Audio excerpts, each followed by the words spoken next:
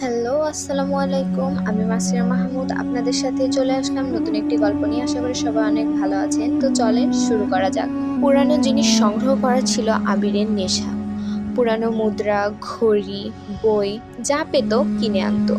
এক বর্ষার বিকালে শহরের এক পুরানো জিনিসের দোকানে ঘুরতে ঘুরতে তার চোখে পড়ল ধুলো জমা একটি কালো চামড়ার ডায়েরির ওপর। ডায়েরিটা অদ্ভুত ছিল।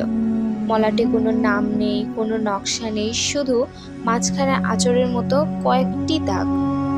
দোকানদার ডায়েরিটা দেখে কেমন যেন অস্বস্তি নিয়ে বলল, ওটা নেবেন না। কেন? অনেক বছর ধরে পড়ে আছে, যে কিনেছে 2 দিনের মধ্যে ফেরত দিয়ে গেছে, যদি ফেরত দেওয়ার মতো অবস্থায় থেকেছে। আবির হেসে উড়িয়ে দিল। সেদিন সে ডায়েরিটা কিনে বাড়ি নিয়ে এলো। রাতে খাবারের শেষে ডায়েরিটা খুলল। প্রথম পাতায় লেখা, যে এই ডায়েরি পড়বে সে শেষ পাতা পর্যন্ত পড়তে বাধ্য হবে। নিচে তারিখ 1978 সাল। আবির মুচকি হেসে পাতা উল্টাতেই ডায়েরির মালিকের নাম চোখে পড়ল।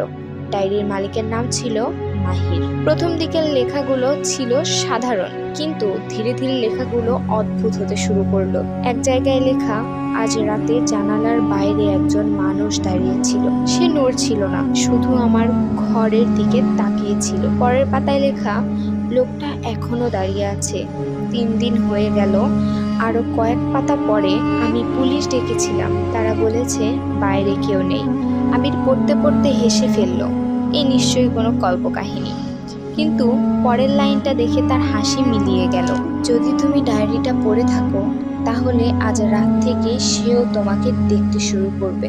ঘড়িতে তখন রাত 1টা। ঠিক সেই মুহূর্তে জানালায় টক টক টক। আবির চমকে উঠল। বাইরে তাকালো, কিছু নেই, শুধু বৃষ্টি ভেজা অন্ধকার। সে নিজেকে বোঝালো কাকতালীয় ঘটনা। তারপর আবার পড়া শুরু করলো। ডায়েরিতে লেখাগুলো যত এগোচ্ছিল ততই ভয়ের হয়ে উঠছিল। মাহির লিখেছিল, ও কাছে আসছে, প্রতি রাতে একটু একটু করে কাছে। প্রথম দিনে ওকে রাস্তার ওপাশে দেখেছিলাম, 10ম দিনে বাগানে, 15তম দিনে বারান্দায়, আজ ও আমার দরজার বাইরে দাঁড়িয়ে আছে। আবিরের গলা শুকিয়ে গেল।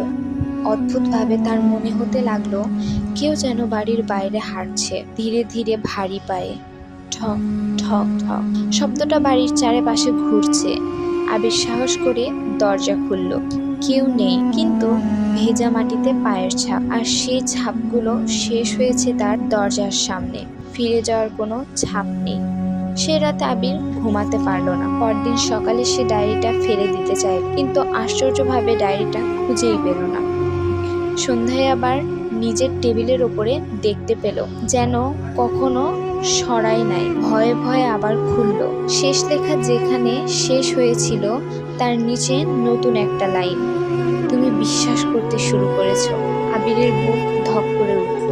সে নিশ্চিত ছিল এই লাইনটা আগে ছিল না। তারপরের পাতায় আর একটি লেখা, আজ রাত 3টায় জানালার দিকে তাকিও না। সেই রাতে সে সিদ্ধান্ত নিল জানালার দিকে তাকাবে না। ঘড়ির কাঁটা 3টা ছুঁলো। ঠিক তখনই কাছে আঁচড়ানোর শব্দ।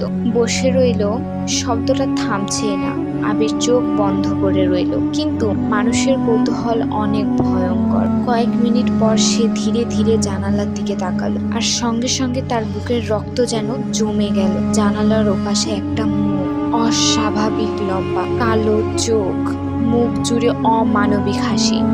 মুখটা কাচের সঙ্গে ঠেকানো, আর সে জিনিসটা তাকিয়ে আছে সরাসরি আবিরের দিকে। আবির চিৎকার করে পিছিয়ে গেল, কিন্তু কয়েক সেকেন্ড পর আবির তাকিয়ে দেখলো কেউ নেই। পরের দিন ডায়েরিতে নতুন লেখা, তুমি তাকিয়েছিলে, এখন আর ফিরে যাওয়ার পথ নাই। এরপর থেকে ডায়েরিতে নতুন নতুন লেখা দেখা দিতে লাগলো।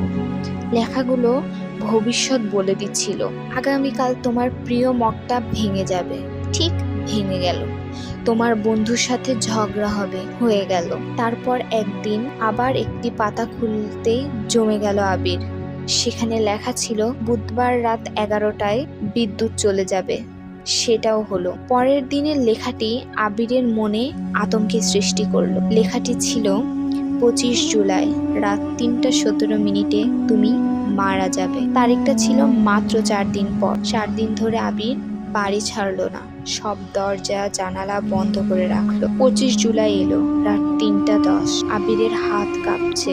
3:12, 3:14। হঠাৎ বিদ্যুৎ চলে গেল, ঘর ডুবে গেল অন্ধকারে। 3:16। তার কানে ফিসফিস শব্দ ভেসে এলো একদম পেছন থেকে, শেষ পাতা পড়ো। কাঁদতে কাঁদতে সে ডায়েরির শেষ পাতা খুলল। সেখানে মাত্র একটি বাক্য লেখা হলো, পেছনে যে দাঁড়িয়ে আছে সেই ডায়েরির পরবর্তী মালিককে খুঁজে নেবে। আবির ধীরে ধীরে মাথা ঘুরিয়ে পেছনে তাকালো। তারপর পুরো বাড়ি কাঁপে একটা ভয়ঙ্কর চিৎকার শোনা গেল। পরদিন সকালে পুলিশ বাড়ি এসে শুধু একটি জিনিসই খুঁজে পেল, টেবিলের উপর রাখা সেই কালো ডায়েরিটা। প্রথম পাতায় নতুন করে লেখা ছিল মালিক আবির, আর শেষ পাতায় লেখা, পরবর্তী পাঠককে আমি খুঁজে নিব।